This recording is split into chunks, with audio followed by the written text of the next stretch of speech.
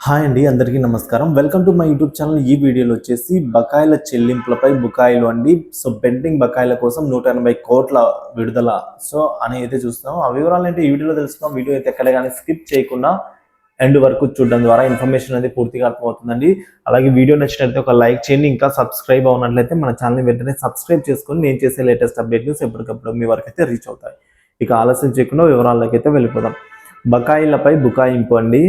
Network ఆసుపత్రులకు చెల్లించవలసిన 1400 కోట్ల రూపాయలు, అలాగే ఆరోగ్యశ్రీ ట్రస్ట్ విడుదల చేసిన నిధులు 180 కోట్లు.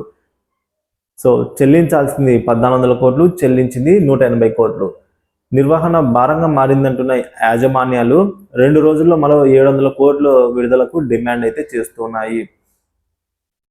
నెట్వర్క్ ఆసుపత్రులకు పెండింగ్ లో ఉన్న బకాయిలపై ఆరోగ్యశ్రీ ట్రస్ట్ బకాయిస్తోందండి.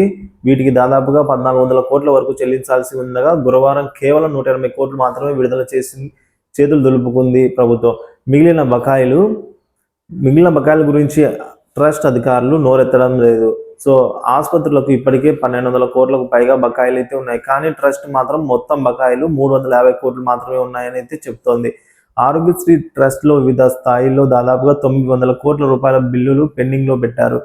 పైకేమో 350 కోట్ల బకాయిలు మాత్రమే ఉన్నాయని చూపిస్తున్నారు. సో అందులో ఇప్పటికే 180 కోట్లు విడుదల చేశామని, మరి 170 కోట్లు మాత్రమే ఇస్తే సరిపోతుందని అయితే పేర్కొన్నారు.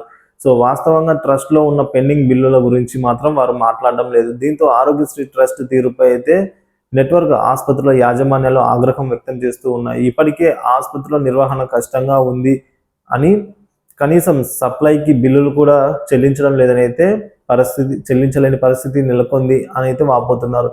ప్రభుత్వానికి ట్రస్ట్కు తాము సహకరిస్తున్నప్పటికీ ట్రస్ట్ అధికారులు బకాయిలు విడుదల చేయడంలో జాప్యం చేస్తున్నారని అయితే ఈ విధంగా ఆరోపిస్తూ ఉన్నారు.